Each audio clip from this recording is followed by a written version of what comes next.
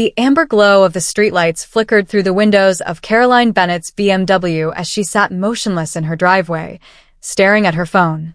The text message that had appeared 15 minutes ago had turned her world inside out, yet she couldn't bring herself to walk into her house. The beautiful colonial she and David had purchased 12 years ago when they'd been young, optimistic, and presumably faithful. "I thought you should know what your husband's been doing." The message had come from an unknown number, accompanied by a photo that Caroline had already memorized. David, her husband of 15 years, in an intimate embrace with a woman whose face was partially obscured but unmistakably not Caroline's.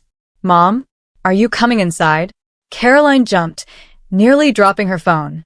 Her 16-year-old daughter, Olivia, stood at the driver's side window, backpack slung over one shoulder, her expression a mixture of concern and typical teenage impatience. "Sorry, honey. Just finishing up a work call." The lie slipped out automatically as Caroline tucked her phone away and grabbed her briefcase from the passenger seat. Work had always been her refuge. As a real estate attorney, she prided herself on finding hidden truths in contracts that others missed. Ironic, she thought bitterly, that she'd missed the deception in her own home. "Dad made lasagna," Olivia said, already turning toward the house. Emma's inside helping him set the table.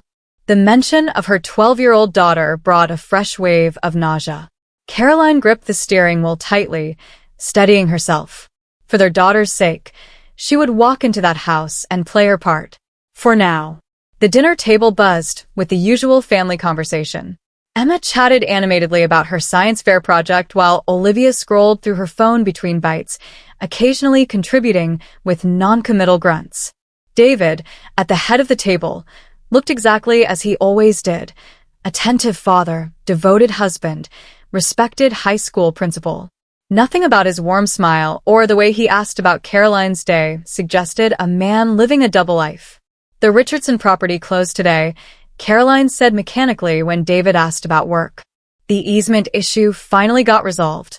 "That's great, honey," David replied, reaching for her hand across the table. Caroline allowed his fingers to intertwine with hers, fighting the urge to recoil. Who was this person she'd shared a bed with for 15 years? And who was the woman in the photo? "Can I go to Ashley's on Friday night?" Olivia asked, looking up from her phone. "Her parents are away, but her older brother will be there." Caroline caught the flicker of something, hesitation perhaps, in David's eyes before he smoothly responded, "I don't think that's a good idea, Liv. Not without her parents home." "Dad." "I'm 16. Ashley's brother is 22. He's practically ancient." "Rules are rules," David said firmly. "Right, Caroline?" Caroline felt a sudden, irrational surge of anger. How dare he play the role of moral authority? Actually, she heard herself saying, "I think it might be okay.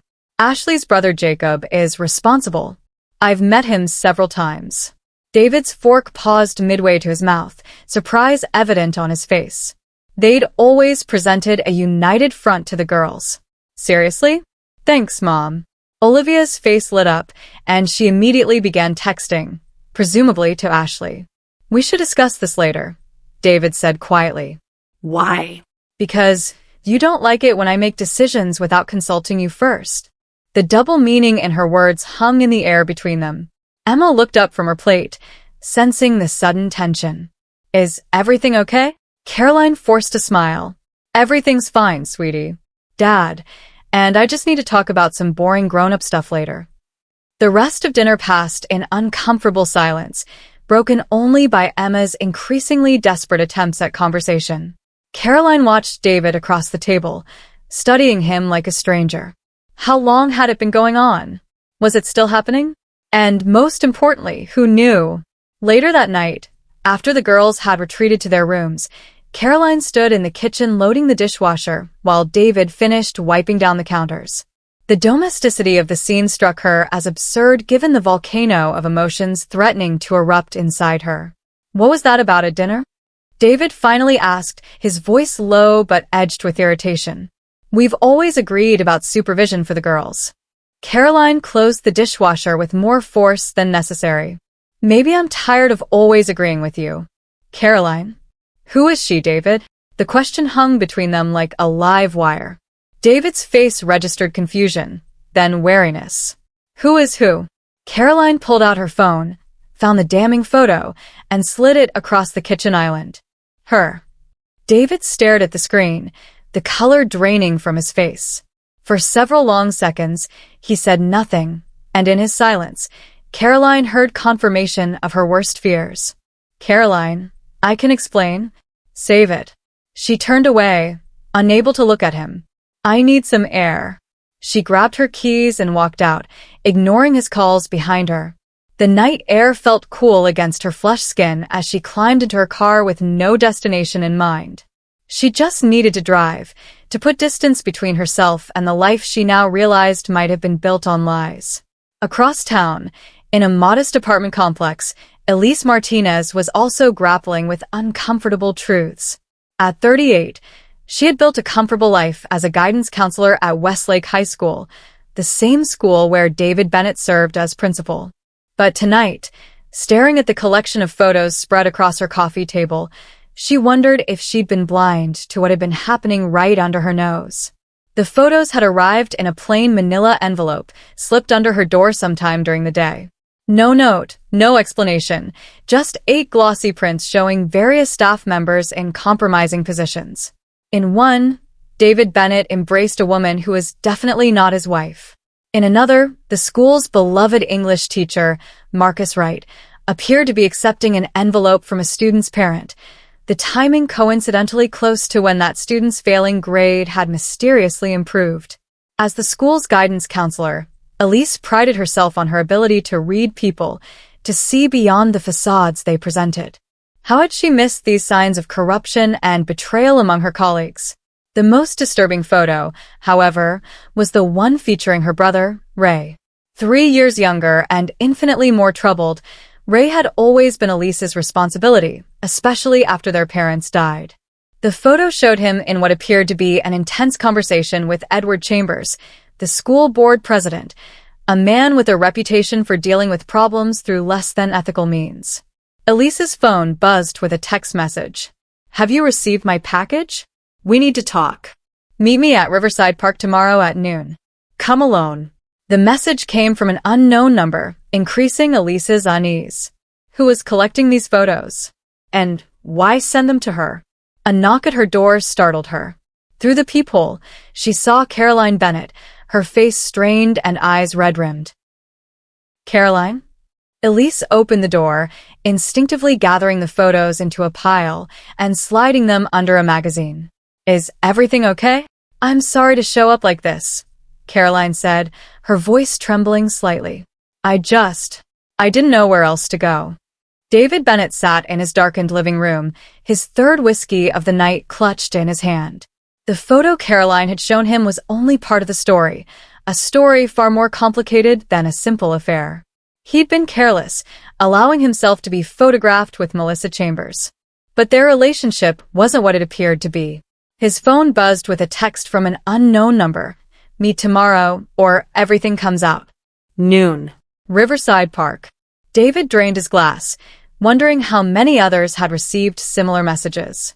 He'd risen to his position as principal through hard work and dedication, building a reputation as a fair administrator who always put students first. Now, everything threatened to unravel because of one momentary lapse in judgment and a series of unfortunate connections that looked far worse than they actually were. Upstairs, Olivia Bennett sat cross-legged on her bed, staring at her own phone. The text thread with Ashley showed their excitement about Friday's plans, but another conversation window caused her brow to furrow with worry. Unknown. I know what you did. Meet me tomorrow at Riverside Park. Noon. If you don't show up, your parents will be the first to know. Olivia's hands trembled as she closed the message. What had started as a harmless prank had spiraled into something she couldn't control, and now someone new, someone who was threatening to expose her. The next morning, Caroline woke on Elise Martinez's couch, momentarily disoriented before the previous day's revelations came flooding back. She'd spent hours talking with Elise, finding unexpected comfort in the guidance counselor's calm presence and thoughtful advice. You need all the facts before you decide what to do, Elise had told her. That photo shows something, but not necessarily what you think. Now, as Caroline accepted a cup of coffee from her new confidant, she noticed Elise seemed distracted, anxious even. Is everything okay? Caroline asked. Elise hesitated, then retrieved the manila envelope from a drawer. I wasn't sure whether to show you these, but given what you told me last night, I think you should see them. Caroline's hands shook as she flipped through the photos. David with a woman she now recognized as Melissa Chambers, wife of the school board president. Marcus Wright, Olivia's English teacher, in what appeared to be an illicit exchange. Several other staff members from Westlake High in various compromising situations. Who sent these to you? She asked. I don't know, but whoever it was wants to meet at Riverside Park at noon today. Caroline's eyes widened. I got a similar message this morning. Both women fell silent, contemplating the implications. It's a setup, Elise finally said. Someone's gathering all the players in whatever game they're playing. But why? I don't know, but I intend to find out. Riverside Park sprawled along the bank of the Mercer River, normally peaceful on weekday afternoons. Today, however, an unusual number of people seemed to be converging on the central pavilion as the clock approached noon. Caroline spotted David immediately, his tall frame rigid with tension as he stood near the pavilion. Nearby, Elise's brother Ray paced nervously, occasionally checking his watch. Marcus Wright sat on a bench, his usually animated face drawn and pale. And to Caroline's surprise, Olivia was there too, standing apart from the others, her teenage bravado noticeably absent. What is Olivia doing here? Caroline whispered to Elise as they approached. I don't know, but I don't like it, Elise replied, her eyes scanning the growing assembly. Where's the puppet master? As if on cue, a figure emerged from the treeline. Edward Chambers, president of the school board and husband of the woman in the photo with David. In his hand was a thick folder. Thank you all for coming, Chambers said, his voice carrying across the pavilion. I believe we have some matters to discuss. What is this about, Ed? David stepped forward, positioning himself between Chambers and the others. Chambers smiled, but the expression didn't reach his eyes. It's about truth, David. Something that's been in short supply at Westlake lately. He opened the folder, revealing more photos, a comprehensive documentation of secrets and indiscretions. You've been busy, Caroline said coldly, moving to stand beside her husband. Not me, Chambers replied. I merely inherited these from someone with a vested interest in seeing justice done. Justice. Ray scoffed. Is that what you call blackmail? I prefer to think of it as leverage, Chambers said smoothly. Each of you has something to hide, something that could damage your reputation, your career, or your family. His gaze lingered on Olivia, who seemed to shrink under his scrutiny. Caroline felt a surge of maternal protectiveness. Leave my daughter out of this. I'm afraid that's impossible, Chambers replied. You see, Olivia played a key role in bringing us all here today. All eyes turned to the teenager, who looked as if she might bolt at any moment. It wasn't supposed to go this far, Olivia said, her voice barely above a whisper. It was just supposed to be a prank. What prank? David asked, the color draining from his face as the pieces began to fall into place. Before Olivia could answer, a new voice joined the conversation. The one that exposed all of your secrets.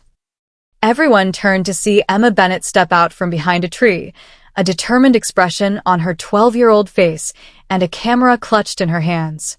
Emma? Caroline gasped. What are you doing here? Finishing what I started, Emma replied with a confidence that seemed beyond her years. Nobody ever notices the quiet kid with the camera. Nobody thinks twice about the principal's daughter wandering the halls after school or sitting in the park taking pictures for her photography project. The assembled adults stared in shock as the young girl moved to stand beside Edward Chambers. Emma showed me everything, Chambers said. The affairs, the grade tampering, the misappropriation of school funds. Even her sister's cyberbullying campaign that drove a student to attempt suicide, all documented through the lens of her camera and the screenshots she collected. Caroline felt as though the ground had dropped out from beneath her feet. Emma, why? Emma's composure faltered slightly. Because nobody was telling the truth. Not you, not Dad, not Olivia. Everyone was pretending everything was perfect when it wasn't. So you've been spying on all of us? David asked, his voice hollow. I've been collecting evidence, Emma corrected him. And now everyone has to face the truth. As the implications of Emma's words sank in, the pavilion fell silent. Secrets long buried were now exposed to the harsh light of day, threatening to unravel the fabric of multiple lives. But among the shock and betrayal lurked a question still unanswered. What did Edward Chambers intend to do with this explosive information now that he'd gathered all the players in one place?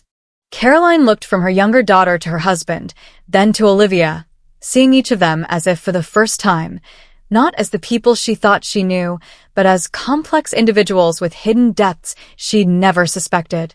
The tableau before her captured a moment of perfect tension, a family and community poised on the precipice of either destruction or painful rebirth. And as Edward Chambers began to outline his proposal, Caroline realized that this was merely the beginning of their reckoning with the tangled web of deception they'd all helped to weave.